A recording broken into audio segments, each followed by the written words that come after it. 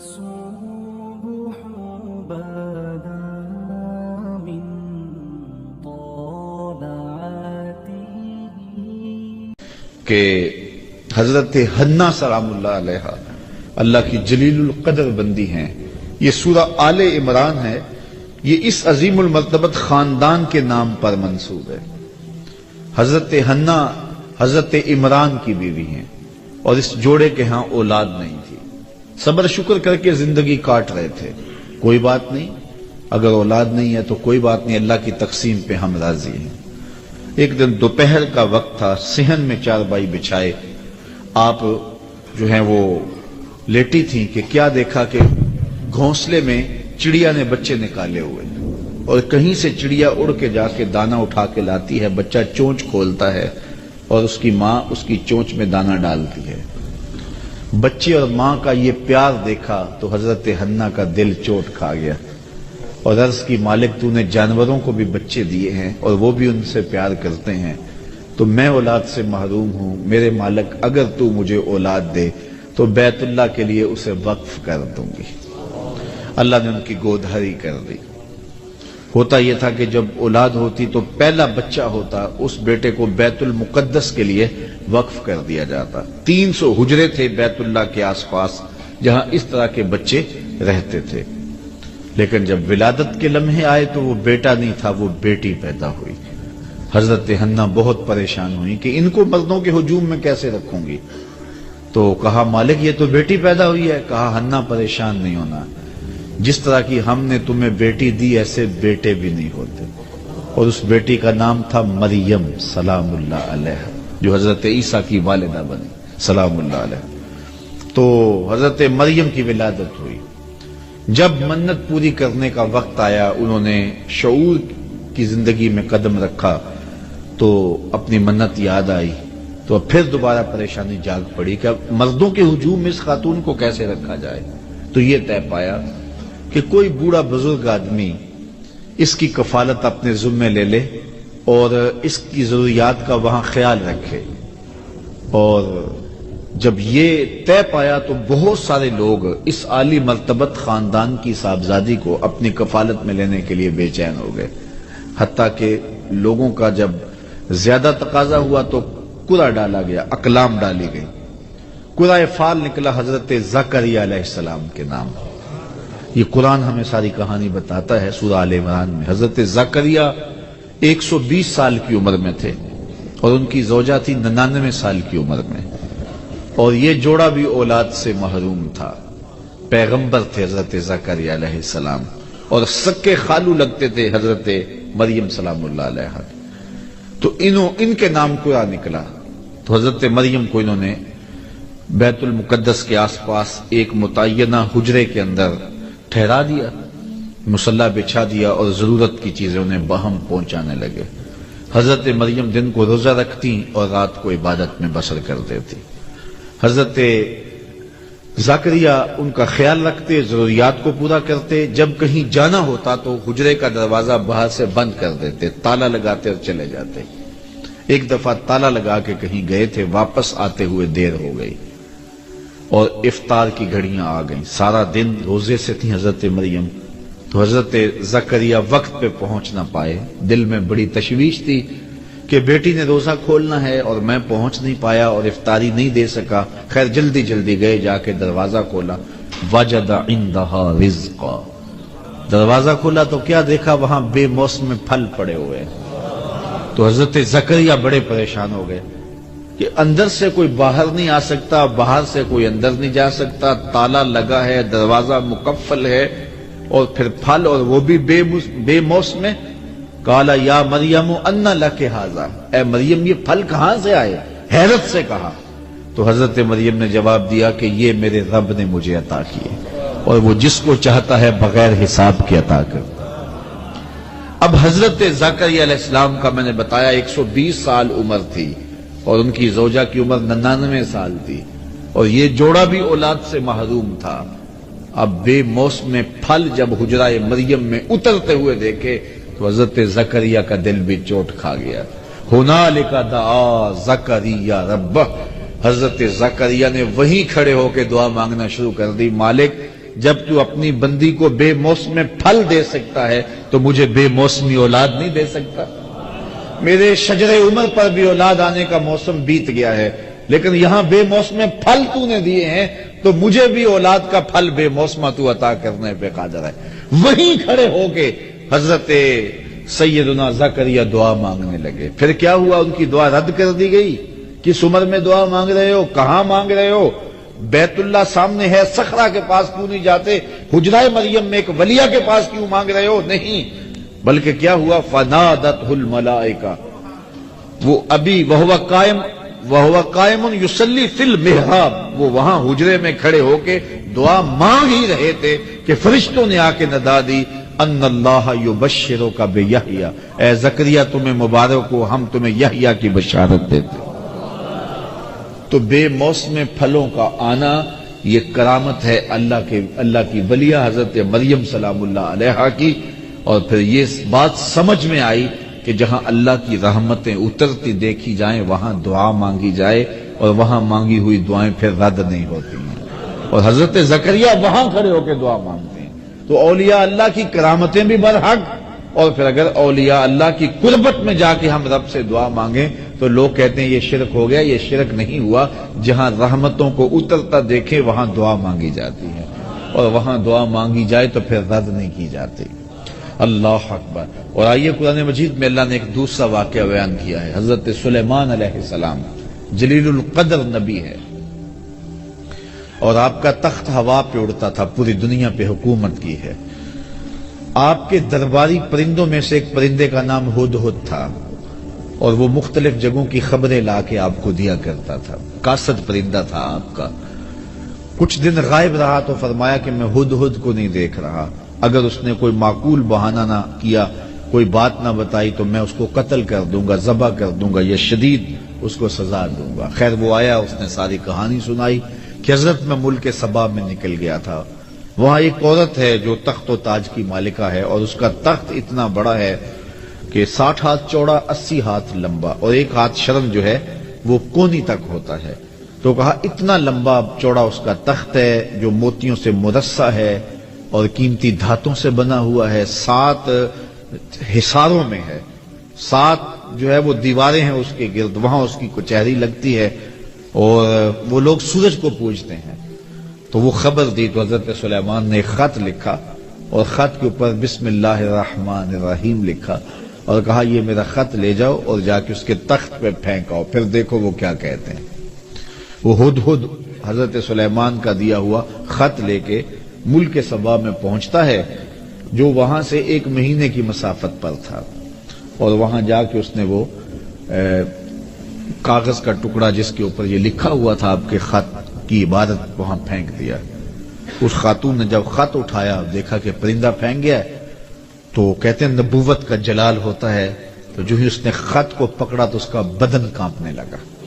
خیر اس نے صنادید اپنی قوم کے سردار بلائے، اور وہ کہتے ہیں 12,000 سردار تھے، ان کو بلا کے کہا کہ میرے پاس ایک معزز خط آیا ہے، اور اس میں یہ لکھا ہے کہ فرما بردار بن کے میرے پاس آؤ، اب بتاؤ کیا کرنا ہے۔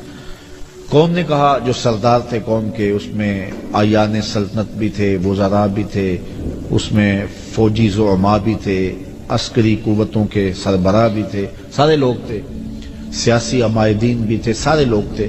انہوں نے کہا کہ فوجی ہماری تیار ہیں، اسلحہ ہمارے پاس موجود ہے، قوم متحد ہے، مورال بڑا بلند ہے، کوئی ٹینشن نہیں ہے، اگر وہ حملہ کرتے ہیں تو ہم مقابلہ کریں گے، باقی رائے آپ کی ہے، جو آپ فیصلہ کریں ہم اس فیصلہ کے مطابق جو ہے وہ کریں گے۔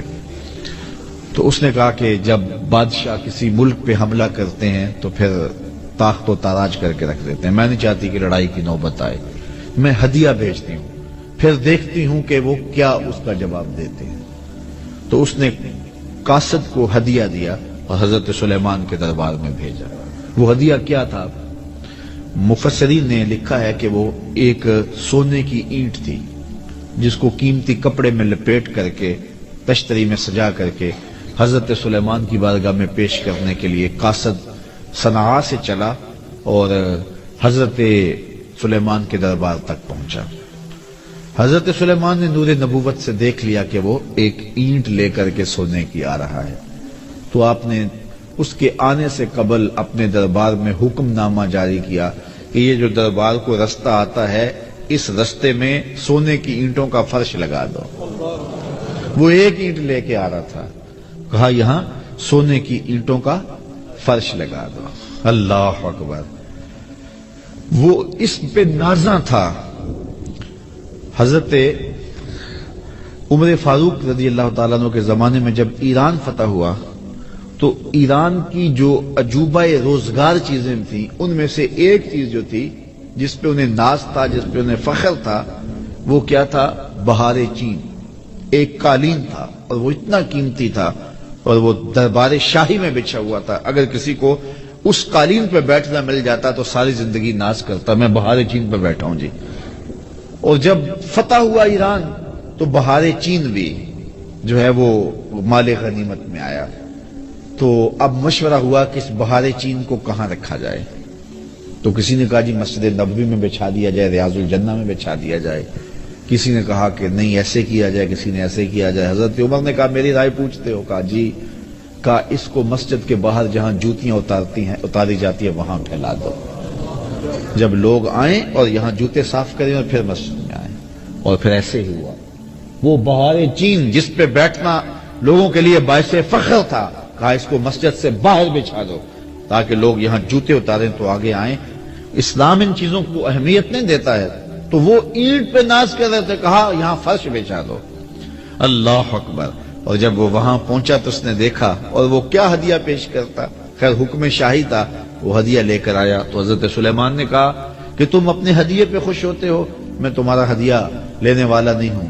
اطاعت کر کے آ جاؤ ورنہ جنگ کے لیے تیار ہو جاؤ. جا کے اس نے پھر بتایا جا کے کہ حضرت ہم وہاں گئے ہیں ایک اینٹ لے کر, وہاں تو فرش میں بچھی ہوئی اینٹیں نظر آ رہی, ان کو ہمارے ان ہدیوں کی کوئی ضرورت نہیں ہے, وہ تو انہوں نے قدموں میں ڈال کے رکھی ہیں. خواجہ نظام الدین اولیاء کے پاس علاء الدین خلجی آتا تھا, اس کی آرزو تھی کہ میں ان سے ملاقات کروں. آپ ملاقات نہیں کرتے تھے. آپ نے فرمایا کہ فقیر کی خانقاہ کے 2 دروازے ہیں, اگر تو ایک دروازے سے آئے گا دوسرے سے باہر نکل جاؤں گا, اور اگر تم نے زیادہ ضد کی طرح شہر چھوڑ جاؤں گا.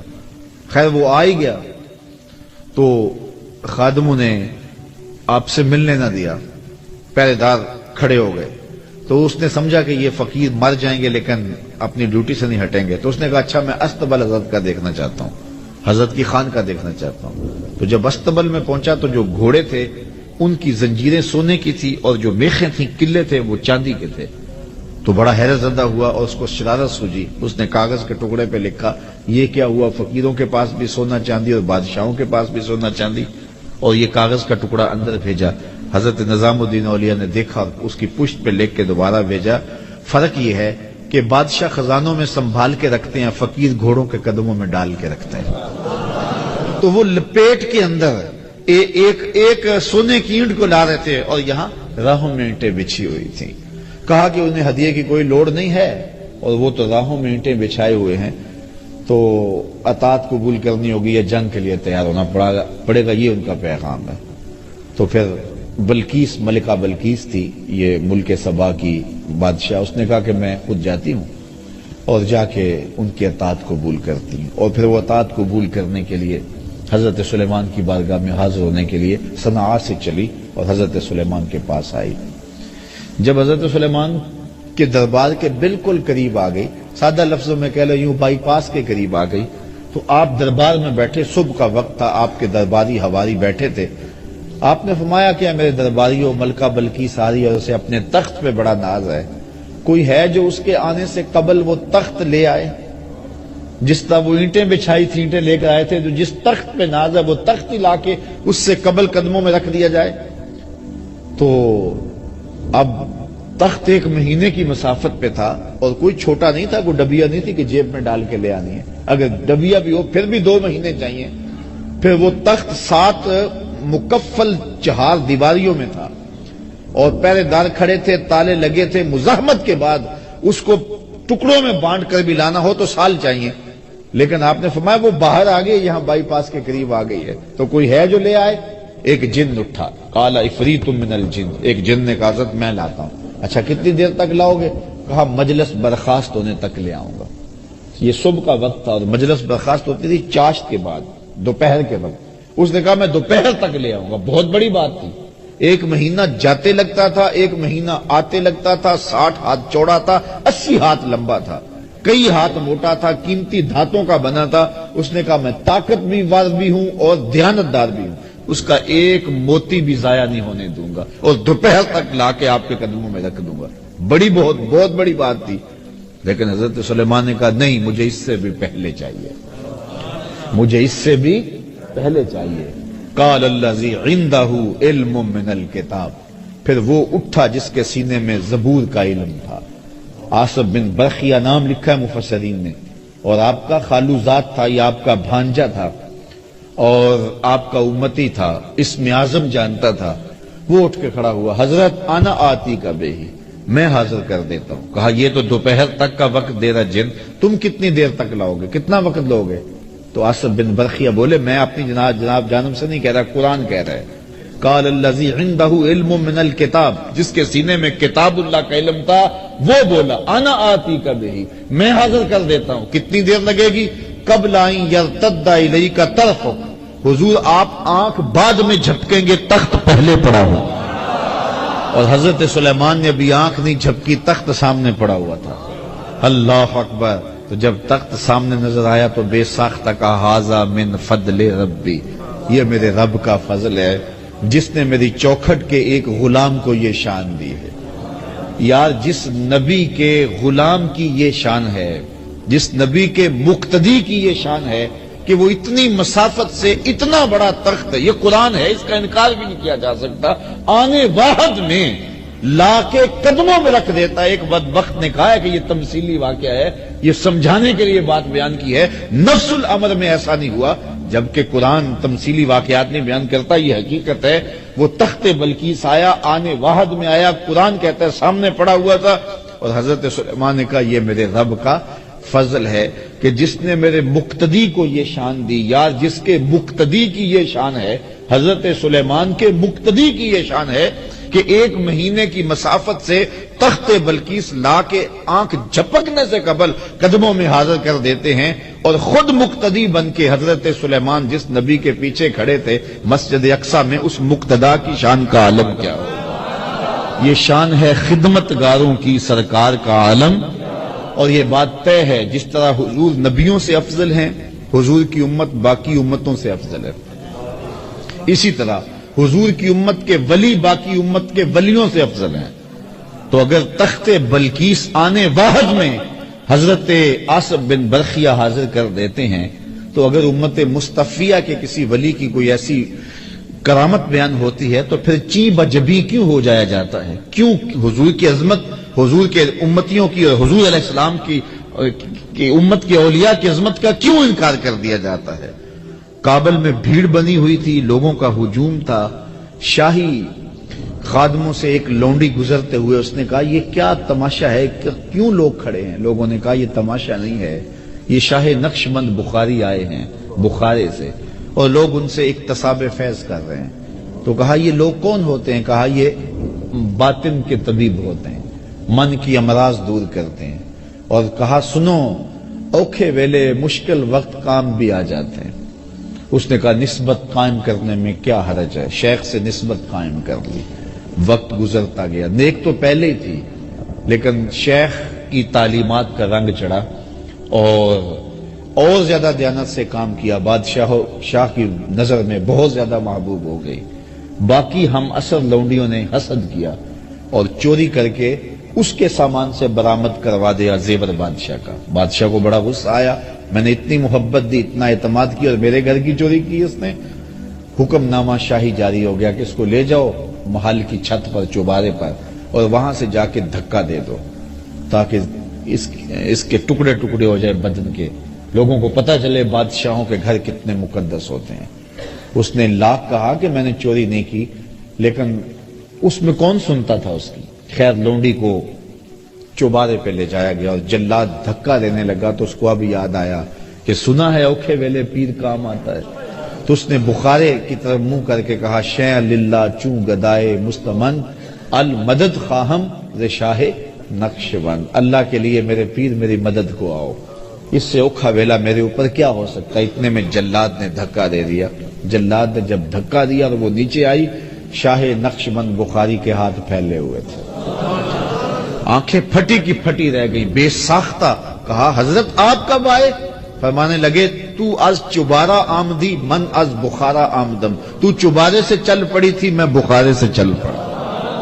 یہ شان ہے خدمت گاروں کی، سرکار کا عالم کیا ہوگا. تو اللہ تعالیٰ نے اپنے ولیوں کو یہ طاقتیں دی ہوئی ہیں، یہ توانائیاں دی ہوئی ہیں. تو کرامت کا انکار نہیں ہے، لیکن یہ بات ذہن میں رکھیں کہ اللہ کے ولی کی پہچان اور معرفت جو ہے وہ ایمان اور تقوی سے ہے، اور ان کا درس اور ان کی تگ و تاز، ان کی جد و جہد لوگوں کے ایمان کی مضبوطی اور تقوی کی صفات کو روحوں میں اتارنا اور باطن میں پیدا کرنا، یہ ان کا مشن ہے، یہی ان کی زندگی ہے. باقی راستے میں کبھی کبھی کرامات کا بھی ظہور ہو جاتا ہے، کبھی ایسا ہوتا ہے ساری زندگی گزر جاتی ہے کرامات کا ظہور نہیں بھی ہوتا. کتنے اولیاء ایسے گزرے ہیں جن کی کرامات ہمیں نہیں ملتی، تو اس کا مطلب ہے وہ ولی نہیں تھے.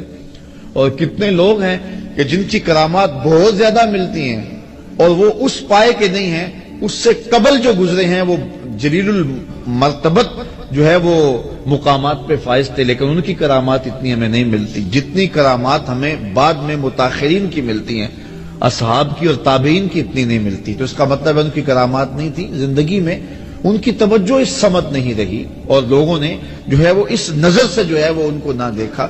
اس لیے یہ بات ذہن میں رکھیں کہ کرامات اپنی جگہ پہ برحق، لیکن کرامات کا کاروبار نہ کیا جائے.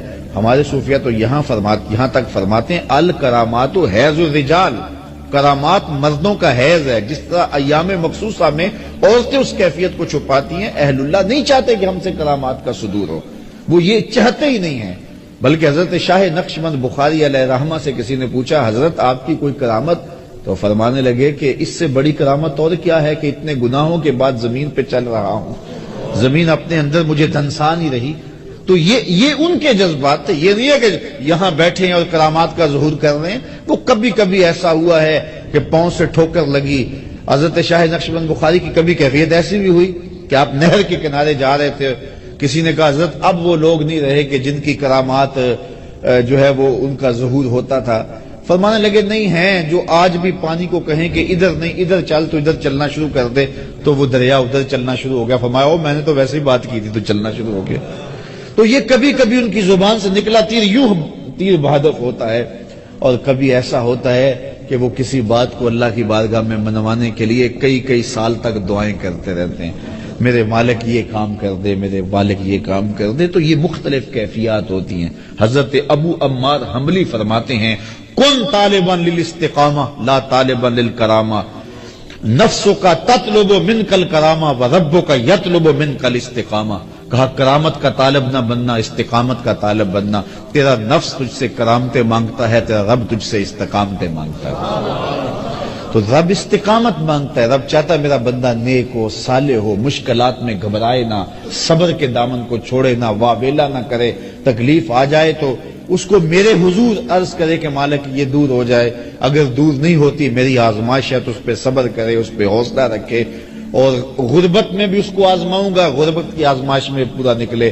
دولت دے کے بھی آزماؤں گا، دولت کی آزمائش میں پورا نکلے. یہ آزمائش ہے اللہ کی. کسی کو دولت نہیں دی گئی تو یہ بھی اس کی آزمائش ہے.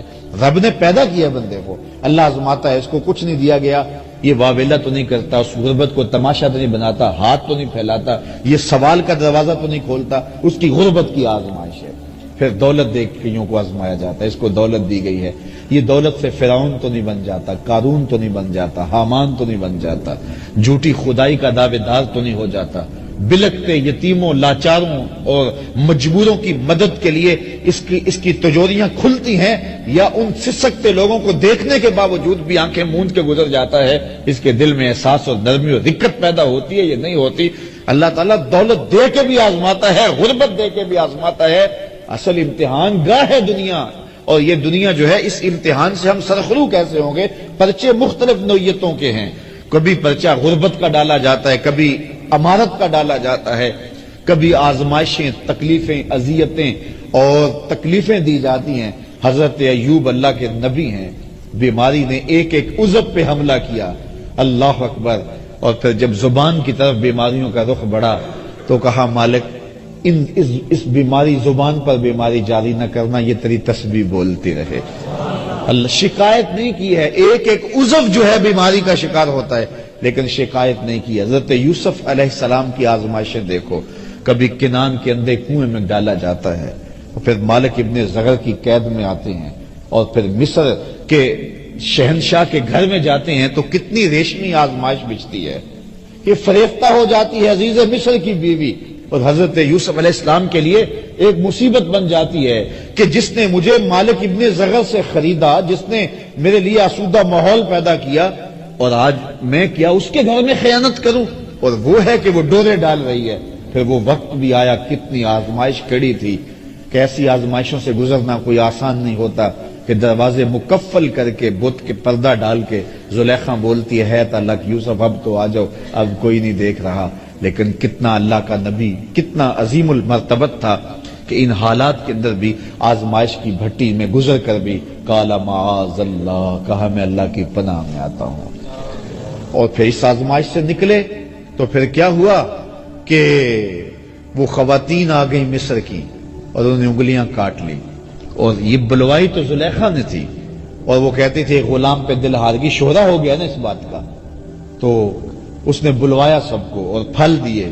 پھر حضرت یوسف تھوڑا سا نقاب سرکا کے گزرے تو وہ ساری اس فتنے میں جو ہے وہ شکار ہو گئی جس میں زلیخا شکار تھی، اور حضرت یوسف علیہ السلام کو ساری اپنی خواہشات پیش کرنے لگی، پہلے ایک تھی اب کئی ہو گئی، اور یہ ساری عظیم المرتبت خاندانوں کی خواتین تھی۔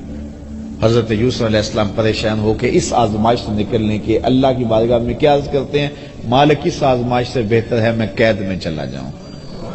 اور پھر 7 سال تک حضرت یوسف علیہ السلام قید میں رہے، اپنی عصمت بچانے کے لیے، آبرو بچانے کے لیے۔ زندگی آزمائشوں کا نام ہے، مشکلات کا نام ہے۔ کیا میں نے اس خاکداں سے کنارہ جہاں رزق کا نام ہے آب و دانا، پلٹنا جھپٹنا جھپٹ کر پلٹنا، لہو گرم رکھنے کا ہے ایک بہانہ، پرندوں کی دنیا کا درویش ہوں میں کہ شاہی بناتا نہیں آشیانہ۔ نبیوں کی آزمائشیں ہوئی ہیں، امام رازی نے لکھا ہے مکے سے لے کر طائف تک 70 ایسے نبیوں کی قبریں ہیں جن کی وفات صرف بھوک کی وجہ سے ہوئی ہے، صرف بھوک کی وجہ سے ہوئی ہے۔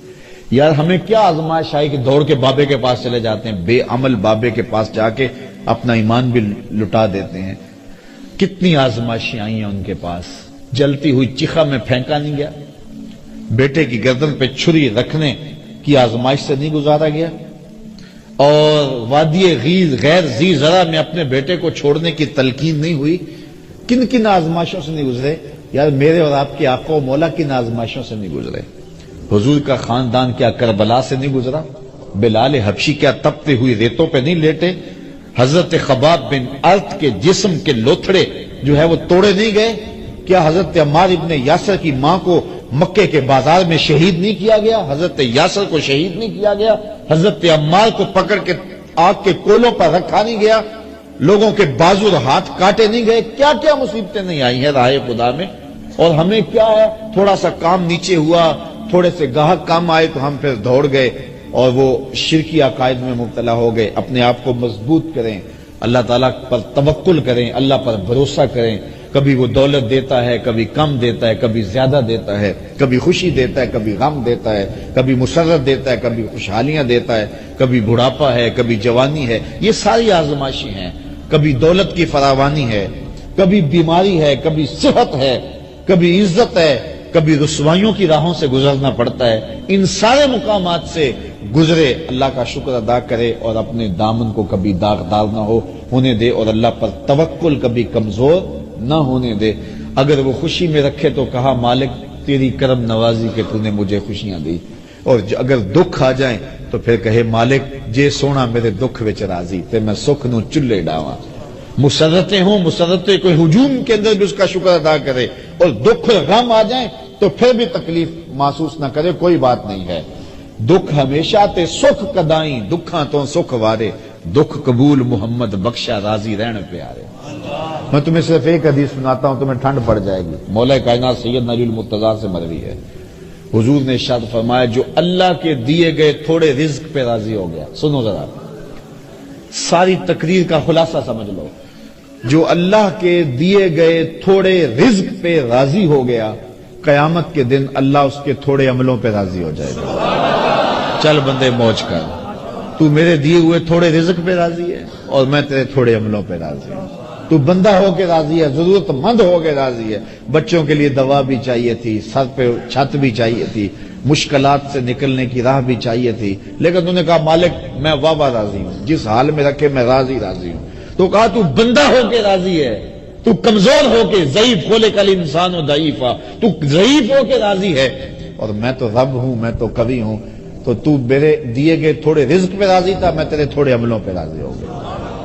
اور جو بلائیں تکلیفیں دنیا کے اوپر آتی ہیں، حدیث میں آتا ہے، صحیح حدیث ہے، قیامت کے دن اہل بلا کو جو صلہ دیا جائے گا، جو صبر کرتے ہیں بلا پہ، جو واویلا کہتے ہیں صلہ ضائع کر لیتے ہیں، جو بلا پہ صبر کرنے والے ہیں ان کو جو صلہ دیا جائے گا، تو باقی لوگ سوچیں گے کاش ہمارے جسم کو لوہے کی کینچیوں سے کاٹ دیا گیا ہوتا تاکہ اس پر ہمیں یہ بھی صلہ نصیب ہوتا۔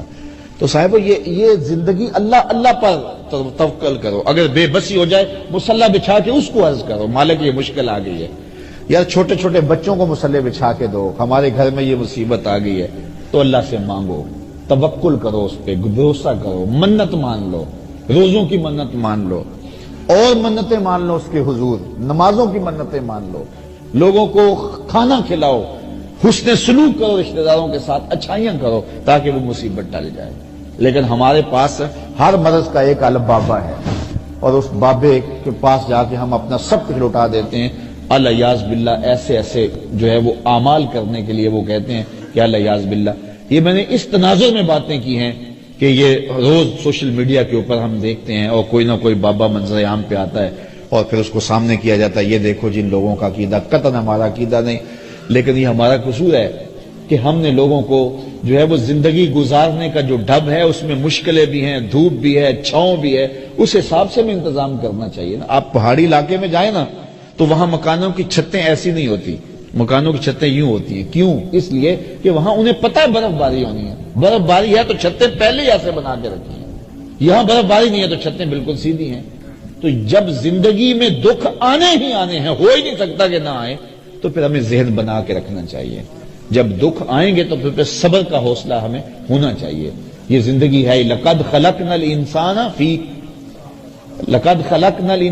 فی کبد، ہم نے انسان کو مشقتوں میں رہتا پیدا کیا ہے، فارمی چوزا نہیں ہے کہ ہوا بھی چلے تو گر جائے، نہیں، حالات کی تلخیوں کو سہے، مقابلہ کرے۔ ہم نے یہ سمجھا، ہر وقت بندہ یہ چاہتا ہے میرے پاس اتنی دولت آ جائے، یہ ہو، میرے پاس جو ہے وہ اس طرح کا بنگلہ ہو، اس طرح کی گاڑی ہو، یہ آسودہ زندگی ہو، اور اسی چکر میں ہم اپنی ساری زندگی برباد کر دیتے ہیں ان چیزوں کے حصول میں۔ مل جائے تو اللہ کا شکر ادا کرو، نہیں ملو تو مالک جس حال میں تو رکھے اس حال میں میں راضی ہوں۔ یہ کام اوکھا بڑا ہے، لیکن کوئی راضی ہو کے تو دیکھے پہ رب کی کرم نوازیوں کے کتنے میہ برستے ہیں۔ تو اپنی زندگیوں کو مالک کی دہلیز پہ رکھیں، مالک کی چوکھٹ پہ رکھیں، دکھ آئے سکھ آئے، ہم دھوپ میں ہوں پھر بھی اللہ کے ہوں، چھاؤں میں ہوں پھر بھی اللہ کے ہوں، برستی بارش ہوں پھر بھی اسی کے ہوں۔ یہ نہیں ہے کہ کوئی تھوڑی سی تکلیف آئی تو بھاگ کے کسی اور چھپر تلے چلے گئے، نہیں، مالک ہم تیرے ہی ہیں، بھوک دے گا پھر بھی تیرے ہیں، پیاس دے گا پھر بھی تیرے ہیں، کربلائیں آئیں گی پھر بھی تیرے ہیں، مشکلیں آئیں گی پھر بھی تیرے ہیں، پاؤں میں زنجیریں ہوں گی، ہاتھوں میں ہتھ کڑیاں ہوں گی، گھسیٹا جائے گا، نعرے تیرے نام کے ہی ماریں گے۔ بلال حبشی کو جب مارا جا رہا ہے وہ آگے سے مسکرا رہے تھے، کسی نے کہا بلال یہ عجیب تماشا ہے، تمہارا آقا تمہیں مارتا تم آگے سے جو ہے وہ روتے نہیں ہو، ہنستے ہو؟ تو بلال مسکرا کے فرمانے لگے تم بازار میں جاؤ نا مٹی کا پیالہ خریدنے، تو اس کو بھی ٹھونک بجا کے دیکھتے ہو کہیں کچا تو نہیں، اس کی آواز تو ٹھیک ہے؟ کہا میرا مالک بلال کو دیکھ رہا ہے کہیں کچا تو نہیں، اس کی آواز تو ٹھیک ہے؟ میں کہتا ہوں مالک خرید لے بلال کو، کھال ادڑ بھی جائے گی، حق کی آواز ختم نہیں ہوگی، زخم پہ زخم کھا کے جی، خون جگر کے گھونٹ پی، آہ نہ کر لبوں کو سی، یہ عشق ہے دل لگی نہیں۔ وآخر دعوانا ان الحمدللہ۔